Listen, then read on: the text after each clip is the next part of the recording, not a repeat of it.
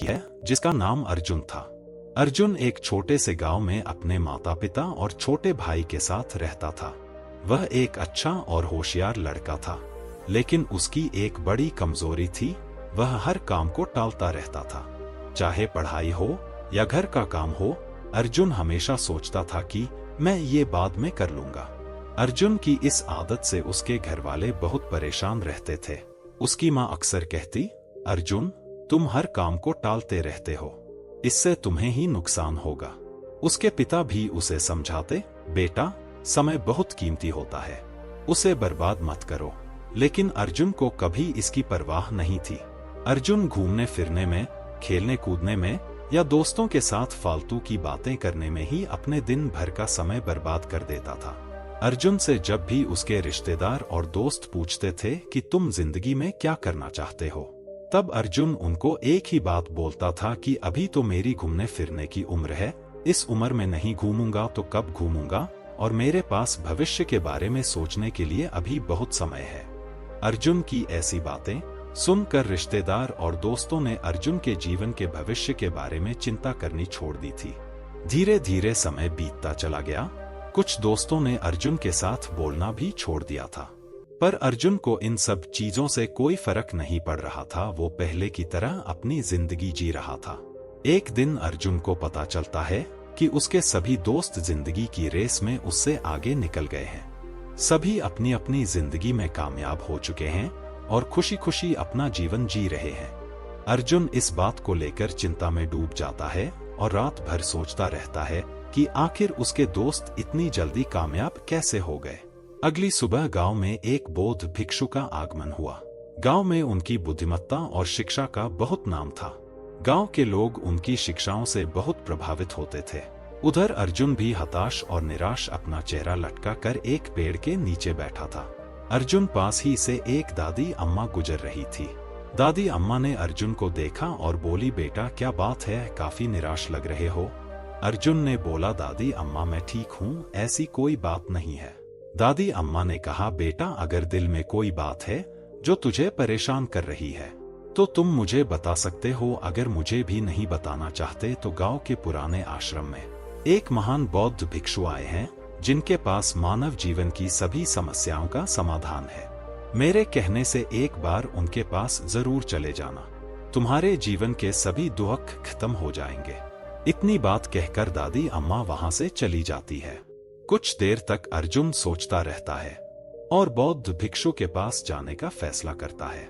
जैसे ही अर्जुन आश्रम पर पहुंचता है तो देखता है कि गांव के काफी लोग बौद्ध भिक्षु के पास अपनी अपनी समस्याएं बता रहे हैं और साथ ही गुरुजी उनको समाधान भी बता रहे हैं। यहाँ सब देखकर अर्जुन के मन को हल्की सी शांति मिलती है। अर्जुन मन ही मन सोच रहा था कि गुरुजी उसकी भी समस्या का समाधान कर देंगे। कुछ देर बाद अर्जुन गुरुजी के पास जाता है और उनके चरण स्पर्श करके प्रणाम करता है। गुरुजी अर्जुन से बोलते हैं, पूछो बेटा, क्या पूछना चाहते हो। अर्जुन काफी निराश होकर बोला, गुरुजी, मैं जीवन की रेस में अपने सभी दोस्तों से पीछे रह गया हूँ। मेरे सभी दोस्त कामयाब हो चुके हैं और मैं अभी तक कुछ नहीं कर पाया हूँ। मैं भी अपने जीवन में कुछ करना चाहता हूँ। मैं भी एक अच्छा और कामयाब इंसान बनना चाहता हूँ। गुरुजी, कृपा करके मेरी मदद करें और मुझे बताएं कि कैसे मैं ये सब कर सकता हूँ। गुरुजी मुस्कुराए और बोले, बेटा, तुम इसलिए तकलीफ में हो क्योंकि तुम समय की कदर नहीं करते। हर काम को टालते रहते हो और अपना कीमती समय तुम फालतू के कामों में बर्बाद कर देते हो। चलो मैं तुम्हें एक कहानी सुनता हूँ जिससे तुम समय की कदर समझ पाओगे। लड़का काफी ध्यान से गुरुजी कहानी सुनने के लिए बैठ गया। बौद्ध भिक्षु ने कहानी शुरू की। एक बार की बात है, एक छोटे से गांव में रमेश नाम का एक व्यक्ति रहता था। वह बहुत आलसी और गरीब था। जब भी कोई काम करना होता वह उसे टाल देता और सोचता कि वह बाद में कर लेगा। उसकी यह आदत हर दिन की थी। चाहे फसल काटने का समय हो या बाजार जाने का, वह हमेशा देर करता था। एक दिन आसमान में काले बादल छा हुए थे। सभी गांव वाले बादलों को देखकर घबरा गए क्योंकि अभी की फसल पक्की हुई थी। मौसम को देखकर सभी गांव वालों ने फैसला किया कि आज ही वो सब अपनी अपनी फसल काट लेंगे। तभी रमेश का दोस्त रमेश के पास आता है और उसको बताता है कि मौसम खराब है, सभी गांव वाले अपनी अपनी फसल काट रहे हैं, चल तू भी अपनी फसल काट ले। रमेश आराम से चारपाई पर आराम कर रहा होता है और अपने दोस्त की बातें सुनकर उसको बोलता है कि अभी बारिश तो नहीं हुई ना, जब बारिश होगी तब देखेंगे। रमेश का दोस्त उसकी बातें सुनकर वहां से चला जाता है। उधर सभी गांव वाले अपनी फसल की कटाई शुरू कर देते हैं और शाम होने तक अपनी फसल को काट कर घर ले आते हैं। तभी सूरज छुपने के बाद बहुत तेजी से बारिश शुरू हो जाती है और अगली सुबह तक बारिश रुकने का नाम नहीं लेती। बारिश रुकने के बाद रमेश अपने खेत पर जाता है और देखता उसकी सारी फसल बर्बाद हो चुकी है। अपनी बर्बादी को देखकर रमेश की आंखों में आंसू आ जाते हैं। उसको बहुत पछतावा होता है, लेकिन तब तक बहुत देर हो चुकी थी। फसल बर्बाद होने के बाद उसके पास कोई आय नहीं बची और उसे अपने परिवार का पेट भरना मुश्किल हो गया। गांव के लोगों ने उसकी मदद की, लेकिन उन्होंने उसे यह भी समझाया कि समय की कदर न करने का नतीजा कितना बुरा हो सकता है। गुरुजी ने कहानी खत्म की और लड़के की तरफ देखा। लड़का बिल्कुल चुप था। उसको अपनी गलती समझ में आ गई थी और उसको अपने ऊपर शर्म आ रही थी। उसने गुरुजी का शुक्रिया अदा किया और अपनी आदत को बदलने की कसम खाई।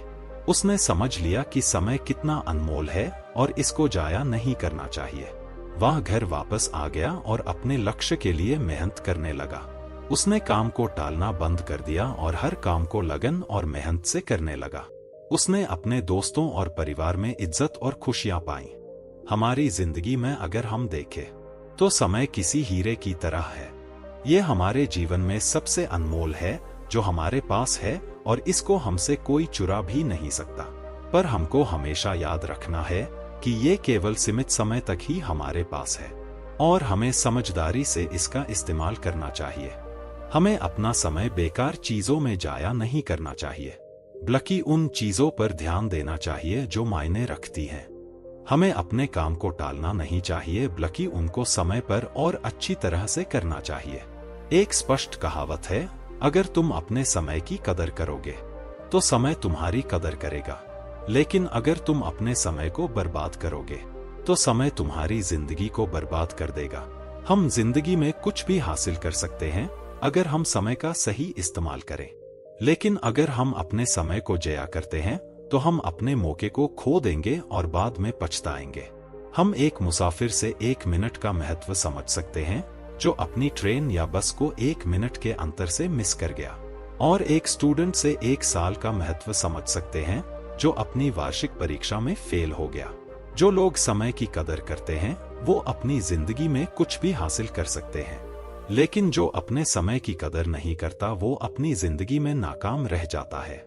अगर तुम्हें अपनी जिंदगी में कुछ करना है तो कभी आलसी और काम टालने वाले ना बनो, वरना एक दिन तुम भी उस आलसी आदमी की तरह पछताओगे जो बारिश से अपनी फसल को नहीं बचा पाया। इसलिए हमेशा अपने समय का सही उपयोग करें। अपने परिवार और दोस्तों के साथ छोटे पल का मजा लो। ऐसा करने से तुम अपने सपने और लक्ष्य को हासिल कर पाओगे और एक संतुष्ट और संपूर्ण जिंदगी जी पाओगे। ये कहानी आपको कैसी लगी कमेंट बॉक्स में जरूर बताएं और अपने दोस्तों के साथ जरूर शेयर करें। धन्यवाद।